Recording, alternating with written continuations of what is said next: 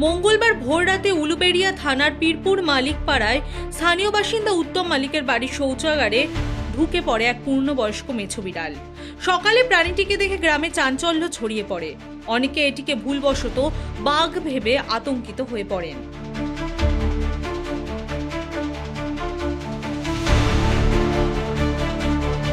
খবর পেয়ে বন্যপ্রাণী সংরক্ষণ কর্মী চিত্রক প্রামাণিক ও সুমন্ত দাস দ্রুত ঘটনাস্থলে পৌঁছন।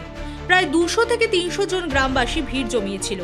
বন দফতরের খবর দেওয়া হলে ঘণ্টাখানেকের মধ্যেই উদ্ধারকারী দল আসে এবং স্থানীয়দের সাহায্যে মেছো বিড়ালটিকে সুরক্ষিতভাবে উদ্ধার করা হয়।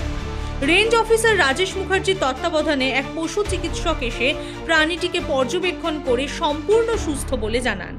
এরপর খড়ি বনের ধারে মেছো বিড়ালটিকে ছেড়ে দেওয়া হয়।